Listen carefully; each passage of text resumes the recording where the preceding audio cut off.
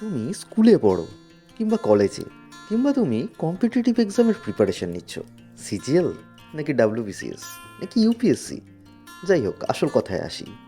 Exam তো আমরা সবাই দিই। কিছু এক্সাম ডেসক্রিপটিভ টাইপের, তো কিছু এমসিকিউ টাইপের।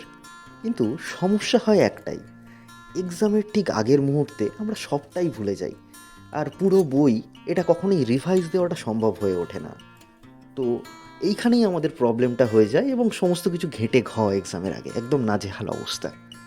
তো এর এর সমাধান হলো সঠিকভাবে একটা নোটস তৈরি করা, যা আমাকে এক্সামের আগে একটা র্যাপিড রিভিশনের জন্য হেল্প করবে। তো আজকের ভিডিওতে, আজকের এই পডকাস্টে আমি তোমাদের শেখাবো কিভাবে সঠিকভাবে নোটস বানানো যায়, যেটা এক্সামের আগে যথাযথভাবে কাজে লাগালে এক্সামে সমস্ত কিছু খুব ভালোভাবে মনে রাখা সম্ভব হয়। ধরো তুমি একটা বই পড়ছো, তার একটি চ্যাপ্টার 15টা পেজ আছে চ্যাপ্টারটাতে। এখন এক্সামের আগে এই রকম 15টা পেজের 20টা চ্যাপ্টার তোমাকে পড়তে হবে। তার মানে বুঝতে পারছো, 20 × 15 যতগুলো পেজ হয়, ততগুলো চ্যাপ্টার, ততগুলো পেজ তোমাকে পড়ে এক্সামে যেতে হবে। কিন্তু সেই মুহূর্তে তোমার ওই অতগুলো চ্যাপ্টার রিভাইজ করে ওঠা কঠিন হয়ে যায়। তখন এই মুহূর্তে তোমার কাজে আসে তোমার বানানো নোটসগুলি। এখন আমি আসবো যে নোটস বানানো কিভাবে সম্ভব, মানে নোটস আমরা কিভাবে বানাবো। নোটস নোটসের ব্যাপারে কথা বলার আগে আমি দু একটা পয়েন্ট বলে দিই। সেটা হচ্ছে, আমরা স্কুলে পড়ি বা কলেজে পড়ি কিংবা কম্পিটিটিভ এক্সামের প্রিপারেশান নিচ্ছি। স্কুলে কলেজে পড়া তো ক্লাসে যেতেই হয়, বা অনলাইন ক্লাস এখন হয়েছে। আর কম্পিটিটিভ এক্সামের যারা প্রিপারেশান নিচ্ছি তারা কেউ কোচিং ইনস্টিটিউটে ভর্তি হলে তারা ক্লাস করে, কিংবা কেউ অনলাইনে ইউটিউবে ক্লাস করে, আরও অন্যান্য মাধ্যমে ক্লাস করে। তো আমি এখানে বলবো যে নোটস বানানোর আগে কোনো কিছুর ক্লাস করে নেওয়াটা খুব জরুরি। কারণ তুমি যখন কোনো কিছুর ক্লাস করে নেবে, তোমার সেই জিনিসটা সহজে মাথার মধ্যে ঢুকে যাবে। সেই পুরো পড়ার বিষয়বস্তু মাথার মধ্যে ঢুকে যাবে, যার ফলে নোটসগুলো বানাতে অনেক সুবিধা হবে যখন তুমি টেক্সট বইটা পড়বে। সুতরাং ক্লাস কখনোই মিস করো না। আর একটা কথা বলে দিই, নোটস যখন বানাবে তখন সবসময় A4 পেজ ব্যবহার করার চেষ্টা করবে। খাতা ব্যবহারও করা যায়, আমি না করছি না, তবে A4 পেজ ব্যবহার করার চেষ্টা করবে। সেটা অনেক দিক থেকেই ভালো। তার কারণটা আমি কিছুক্ষণ পরেই বলবো। এবার চলে আসি যে নোটস বানাবো কিভাবে। স্টেপগুলো আমি বলবো পরপর।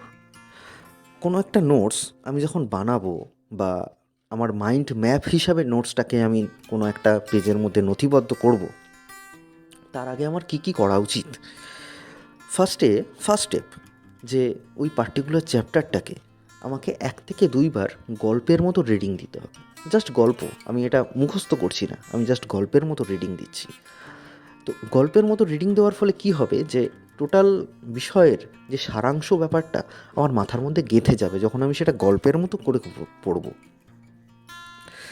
নেক্সট আসবে যে ওই গল্পের মতো করে চ্যাপ্টারটা যেটা আমি পড়েছি সেটা আমি আবার পড়ব, এবং সেই সময় আমার হাতে হয় পেন থাকবে, নাহলে পেন্সিল থাকবে, নাহলে হাইলাইটার থাকবে। সব থেকে ভালো হয় যদি হাইলাইটার থাকে। আমি নেক্সট বার যখন ওই চ্যাপ্টারটা আবার পড়ব, তখন আমি ইম্পর্ট্যান্ট পয়েন্টগুলো দেখে দেখে হাইলাইট করে দেবো। হ্যাঁ, এই আমার মনে হচ্ছে যে এই জায়গাটা ইম্পর্ট্যান্ট, এই পার্টিকুলার ওয়ার্ডটা আমি তো আগে শুনিনি, এটা খুব ইম্পর্ট্যান্ট। হ্যাঁ, এই লাইনটা, এখানে একটা সাল লেখা আছে, এটা ইম্পর্ট্যান্ট। হ্যাঁ, জিওগ্রাফির ক্ষেত্রে এই পার্টিকুলার এই সংজ্ঞাটা, এটা খুব ইম্পর্ট্যান্ট। এটা কোথায় পাওয়া যায়, হ্যাঁ এটাও খুব ইম্পর্ট্যান্ট। মানে এই রকম পার্টিকুলার জিনিসগুলো দেখে দেখে আমাকে হাইলাইটার দিয়ে মার্ক করে রাখতে হবে। তারপরে স্টেপে আসবে তোমার নোটস বানানো। এখন নোটসটা যে বানাবে সেটা তুমি কিভাবে বানাবে। বইয়ের লাইন হুবহু টুকে দিলাম, সেটা কিন্তু কখনোই তোমার নোটস নয়। বইয়ের লাইন হুবহু টোকা তোমার নোটস নয়। তুমি ওই চ্যাপ্টারটা পড়ে যেটুকু বুঝলে এবং যেটুকু তোমার মাথার মধ্যে গেঁথে গেল, সেই পার্টিকুলার অংশটুকু তুমি খাতার মধ্যে লিখে রাখবে, এবং বই থেকে ওই যে শব্দগুলো হাইলাইট করেছিলে বা যে লাইনটা হাইলাইট করেছিলে, সেই লাইনগুলো বা সেই শব্দগুলো লিখে নিজের ভাষায় সেটা নোটসের আকারে লিখে রাখবে। সেইটাই হচ্ছে নোটস, এবং সেইটাই পরীক্ষার আগে তোমার সবথেকে বেশি কাজে আসবে। এবং সেইটা যদি একবার পড়ে নাও, তাহলে পরীক্ষার আগে তোমাকে কেউ আটকাতে পারবে না টোটাল রিভাইজ কমপ্লিট করতে এবং মনে রাখার জন্য। তো নোটস তো বললাম যে এইভাবে নিজের ভাষায় বানাবে। এখন ব্যাপারটা হচ্ছে, তুমি যখন নোটসটা যখন বানাচ্ছ তখন কিভাবে লিখবে, লেখার পদ্ধতিটা কীরকম হবে? মানে গড় গড় করে একটা লিখে দিলাম রচনার মতন, হয়ে গেল নোটস? না, আসলে কিন্তু ওটাকে নোটস বলে না। নোটস তোমাকে যেটা করতে হবে সেটা হচ্ছে, মানে অ্যাকচুয়ালি মনে রাখার জন্য চাই হচ্ছে বুলেট পয়েন্ট, চাই ফ্লো চার্ট, চাই নিজের মতো করে ছক বানিয়ে ট্যাবিউলার ফর্মে নোটস বানানো, যার ফলে একবার দেখলেই, এক ঝলকে দেখলেই সমস্ত কিছু মনে পড়ে যাবে। হ্যাঁ, এটাই হচ্ছে নোটস। পরবর্তীকালে যখন এক্সাম দেবে, এই ফ্লোচার্ট, এই বুলেট পয়েন্ট, এই ট্যাবুলার ফর্মগুলোই কিন্তু মনে রাখার জন্য যথেষ্ট কাজে আসবে। নোটস বানানোর পদ্ধতিটা তো বললাম, যে বুলেট পয়েন্ট, ফ্লোচার্ট, নিজের মতো করে ছক বানিয়ে নোটস বানানো। কিন্তু একটা গুরুত্বপূর্ণ পয়েন্ট রয়েছে এখানে, যে নোটস অবশ্যই পরিষ্কার পরিচ্ছন্ন হতে হবে। নোটস বানানোর সময় মানে যা ইচ্ছা করে একটা হাতের লেখা করে আমি নোটস বানিয়ে দিলাম, এমনটা করলে কিন্তু চলবে না। একটা নোটস আমাদের কমপক্ষে 5 থেকে 10 বার কিংবা তারও বেশিবার হয়তো রিভিশন দিতে হবে। এক্সামের আগে ওটা পড়েই আমি এক্সাম দিতে যাব। সুতরাং মানে নোটসটা যেন আমার অ্যাট্রাকটিভ হয়, নোটসটা আমার বারবার পড়তে ইচ্ছা করে, নোটসটা এমনভাবেই তৈরি করতে হবে। দরকার হলে আমরা ডিফারেন্ট কালারের, মানে লাল, নীল, সবুজ পেন ইউজ করতে পারি ডিফারেন্ট মার্কিং করার জন্য। সেটা আমরা করতেই পারি যাতে নোটসটা বেশি আকর্ষণীয় হয়ে ওঠে। সেক্ষেত্রে আমাদের এক্সামের আগে নোটসটা পড়তে কিন্তু বারবার মন চাইবে। মানে অপরিষ্কার নোটস হলে যেমন আমাদের ভালো লাগে না পড়তে, স্বাভাবিকভাবেই কারোরই ভালো লাগে না যে কোনো অপরিষ্কার জিনিস। তাই নোটস সবসময় যদি পরিষ্কার পরিচ্ছন্ন বানানো হয়, সেক্ষেত্রে আমাদেরই উপকার হবে। নোটস তো আমরা বানাবো, কিন্তু প্রত্যেকটা ইম্পর্ট্যান্ট হবে নোটসগুলো, ইম্পর্ট্যান্ট পয়েন্ট নিয়েই আমরা নোটসটা বানাবো। কিন্তু ওই ইম্পর্ট্যান্টের মধ্যেও কিছু ইম্পর্ট্যান্ট পয়েন্ট থেকে যায় এক্সামের জন্য, সেগুলো আমরা স্টার মার্ক দিতে পারি, কিংবা ইম্পর্ট্যান্ট বলে সাইডে ছোট করে লিখে রাখতে পারি, তাতে আমাদের বুঝতে অনেকটাই সুবিধা হবে। এখন এটা তো গেল হচ্ছে নোটস মেকিংয়ের স্টেপস। এখন বলবো যে নোটস মেকিংয়ের সময় কী কী করবে এবং কী কী করবে না। আমরা সাধারণত যখন নোটস বানাই তখন আমরা একটা টেক্সট বই ফলো করি, টেক্সট বই ফলো করে সেটা নোটস আমরা বানিয়ে খাতায় লিখে রাখি বা A4 পেজে লিখে রাখি। এইখানেই আসছে যে A4 পেজে কেন আমি লেখার কথা বলেছিলাম। যে আমি যখন খাতায় লিখব, তখন সেখানে যদি আমি কোনোভাবে জায়গা ছেড়ে না রাখি, পরবর্তীকালে আমি যখন ওই নোটসের সাথেই, মানে ওই পয়েন্টটার সাথে অন্য কিছু অ্যাড করতে যাব, তখন সেটা অ্যাড করতে পারবো না। কিন্তু আমি যদি A4 শিটের মধ্যে লিখি, তাহলে কিন্তু পরবর্তীকালে আর একটা A4 শিট ওইখানে আমি ঢুকিয়ে অ্যাড করে দিতে পারবো। সেক্ষেত্রে আমি বলি, আমরা তো টেক্সট বই থেকে নোটসটা বানালাম, সে তার পরবর্তীকালে পরে আমার মনে হলো যে এই একটা পার্টিকুলার রেফারেন্স বই আমি পেয়েছি, এই রেফারেন্স বইটা থেকে এই জিনিসটা যদি আমি নোটসের মধ্যে ঢোকাতে পারতাম, তাহলে বোধহয় ভালো হতো। তো সেক্ষেত্রে আমি কি করব, একটা A4 শিট নেব, ওখান থেকে ছোট ছোট কিছু পয়েন্ট নেব, নিয়ে A4 শিট দিয়ে ওখানে ঢুকিয়ে দেবো ওই ওই পার্টিকুলার ওই নোটসের পরেই। কিংবা আমরা স্টিকি নোট ব্যবহার করতে পারি, স্টিকি নোট একটুখানি লিখে ওই নোটসের মধ্যে আমরা চিপকিয়েও দিতে পারি। ঠিক আছে, সেক্ষেত্রে আমাদের A4 পেজ কিন্তু সুবিধাজনক হবে যদি কোনো বড় নোটস ঢোকাতে হয় কোনো নোটসের পরে। সেকেন্ড পয়েন্ট আসছি, মানে আমরা যে এক্সামগুলো দিই, দু রকমের আমি বলেছিলাম, যে একটা হচ্ছে MCQ টাইপের এক্সাম হয়, একটা হচ্ছে ডিসক্রিপটিভ এক্সাম হয়। তো MCQ টাইপের যে এক্সামগুলো হয়, সেটার জন্য আমাদের নর্মাল যে মাইন্ড ম্যাপ নোটস যেটাকে বলা হয়, সেটাই যথেষ্ট। এখন এই যে মাইন্ড ম্যাপ নোটস যেটা বললাম, সেটার ব্যাপারে একটু বলি। একটা উদাহরণের সাহায্যে আমি বোঝানোর চেষ্টা করছি যে আমরা যখন কোনো পড়া পড়ব, সেটার মাইন্ড ম্যাপ জিনিসটা কি হতে পারে। তো আমি ধরে নিচ্ছি আমি হিস্ট্রি পড়ছি, WBCS এর হিস্ট্রি আমি পড়ছি। সেখানে আমি যদি বলি যে বাংলার গভর্নর জেনারেলটা আমার মাইন্ড ম্যাপের মধ্যে থেকে যাবে, এমনভাবে আমি নোটসটা বানাবো সেটা আমার মাইন্ডেও থাকবে এবং নোটসেও থাকবে। যখন সেটা আমি পড়বো, সেটা আমার শর্ট কোশ্চেন বা MCQ এর জন্য যথেষ্ট পরিমাণে কাজে আসবে। ফার্স্ট গভর্নর জেনারেলকে ওয়ারেন হেস্টিংস, তারপরে পরপর কে আসছে না Cornwallis, Wellesley, Barlow, Minto, Hastings, এইভাবে পরপর চলে যাচ্ছে। তো আমি কি করব, আমি এটা একটা ফ্লো চার্টের আকারে আমি বানাবো, যে ওয়ারেন হেস্টিংস এত সাল থেকে এত সাল, এবং তার আমলে প্রধানত কোন ঘটনাগুলো ঘটেছিল বা বা তিনি কোন ঘটনাগুলো ঘটিয়েছিলেন, সেগুলো আমি একটা ছোট একটা কি দুটো পয়েন্টে লিখলাম। তারপরে আর একটা অ্যারো চিহ্ন দিলাম, ঠিক আছে, মানে ফ্লো চার্ট। তারপরে লিখলাম লর্ড কর্নওয়ালিস। লর্ড কর্নওয়ালিস কী করেছিলেন? তিনি সিভিল সার্ভিসের জনক বলা হয় লর্ড কর্নওয়ালিসকে। তো ওনার আমলে যেমন চিরস্থায়ী বন্দোবস্ত চালু হয়ে গেছিলো। তো এই এই এই ছোটো ছোটো জিনিসগুলো আমরা কিন্তু পয়েন্ট পয়েন্ট করে লিখলাম। তারপরে ওনার বাংলার গভর্নর জেনারেল থাকাকালীন যে সময়কালটা সেটাও লিখে রাখলাম ছোটো করে। তারপরে নেক্সট আসবো ওয়েলেসলি।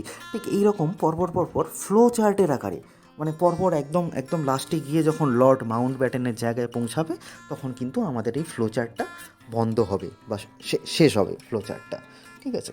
সেরকম আমরা যদি ধরি রেগুলেটিং অ্যাক্ট, 1773 রেগুলেটিং অ্যাক্ট, ঠিক আছে। প্রথমে রেগুলেটিং অ্যাক্ট এসেছিলো, তারপরে আস্তে আস্তে মানে ডিফারেন্ট যে অ্যাক্টগুলো এসছে, পিটের ভারত শাসন আইন, চার্টার আইন, এগুলো কিন্তু আমরা ফ্লো চার্টের মাধ্যমে খুব সহজেই মনে রাখতে পারি যে কোনটার পরে কোনটা এসছে এবং এর অ্যাকচুয়াল পয়েন্টগুলো কী, 2 কি 3টে করে point, just for MCQ purpose. কিন্তু আমরা যদি ডেসক্রিপটিভ পারপাসে এই জিনিসটাই পড়তে চাই, সেক্ষেত্রে কিন্তু ফ্লো চার্টের সাথে সাথে আমাদের সাইডে আমরা ছোট ছোট বক্স করে কিছু ট্যাবুলার ফর্মে বা কিছু ছোট বক্স করে কিছুটা ডেসক্রিপটিভ টাইপের অল্প একটু নোটস লিখে রাখতে পারি। সেগুলো আমাদের ডেসক্রিপটিভ লেখায় অনেক হেল্প করবে।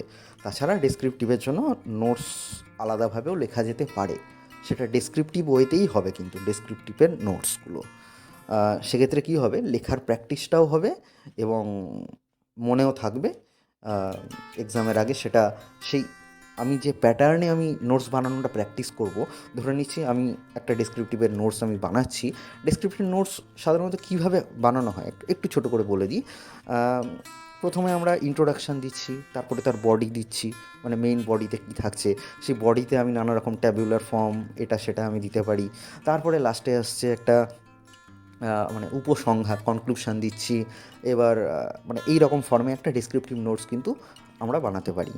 তো আমি তাহলে বোঝাতে পারলাম নিশ্চয়ই যে যারা এমসিকিউ টাইপের এক্সাম দিচ্ছ তাদের জন্য তারা কীভাবে নোটস বানাবে, আর যারা ডেসক্রিপটিভ টাইপের এক্সাম দিচ্ছ তারা কীভাবে নোটস বানাবে। আর মাইন্ড ম্যাপ ব্যাপারটা কিন্তু আমাদের মাথায় রাখতে হবে। মাইন্ড ম্যাপ প্রত্যেকটা জিনিসেই কাজে লাগবে, মানে প্রতিটা জিনিসে যে কোনো জিনিস আমরা মানে মনে রাখতে গেলে মাইন্ড ম্যাপ কিন্তু কাজে লাগাতে হবে। মানে সায়েন্সের ক্ষেত্রে আমি যদি ধরি, আমি ফিজিক্যাল সায়েন্স পড়ছি, সেক্ষেত্রে আমি ধরে নিচ্ছি যে মানে আমি স্মরণ পড়ছি। স্মরণ কাকে বলে? তো আমি সেটা মাইন্ড ম্যাপ করব যে স্মরণ থেকে কী হয়। স্মরণ থেকে হচ্ছে দ্রুতি, বেগ। এবার বেগ থেকে কী হয়? বেগ থেকে যেমন ত্বরণ, মন্দন, এই সমস্ত জিনিসগুলো কিন্তু হতে পারে।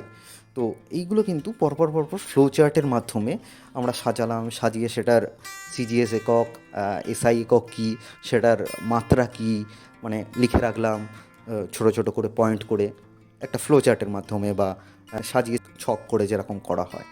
তো এইটাই হচ্ছে মাইন্ড ম্যাপ এবং এটাই এক্সামের জন্য যথেষ্ট কাজে লাগবে। আচ্ছা, নেক্সট আরেকটা গুরুত্বপূর্ণ বিষয় বলা হয়নি, এটা just for competitive exam purpose, যারা WBCS, UPSC, CGL, CHSL, railway, RRB এবং ব্যাংকিং যে পরীক্ষায় দিক না কেন, এটা তাদের জন্য, মানে এই পার্টিকুলার পয়েন্টটা। যেমন ধরে নিচ্ছি যে আমি ইকোনমিক্সের নোটস আমি বানিয়েছি, ইকোনমিক্সের পার্টিকুলার একটা নোটস আমি বানিয়েছি যে মনিটারি পলিসি কী, সেটার উপরে একটা টোটাল নোটস বানিয়েছি। এবার আমি নিউজ পেপারে দেখতে পাচ্ছি যে মনিটারি পলিসি এখন যে পার্টিকুলার কিছু ডেটা হয়তো চেঞ্জ হয়েছে, সেটা নিউজ পেপারে দিয়েছে আর কি। তো আমি কি করব, আমার ওই নোটসের পাশে রিসেন্ট যে ডেটাটা রয়েছে সেটা কিন্তু আমি বসিয়ে নেব, ঠিক আছে। সেরকম ক্ষেত্রে পলিটির ক্ষেত্রে আমরা যদি ধরি, তো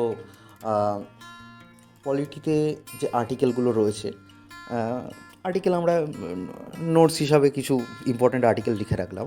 কিন্তু রিসেন্ট একদম যে আর্টিকেল কিছু হয়তো এসছে, কোনো একটা পার্টিকুলার আর্টিকেলে চেঞ্জ হয়েছে, কোনো একটা আর্টিকেল বন্ধ করে, মানে ওটা রদ করে দেওয়া হয়েছে বা মানে বন্ধ করে দেওয়া হয়েছে, সেই জিনিসগুলো কিন্তু আমাদের নোটস করে রাখতে হবে এবং সেটা কিন্তু কম্পিটিটিভ এক্সামের জন্য যথেষ্ট গুরুত্বপূর্ণ।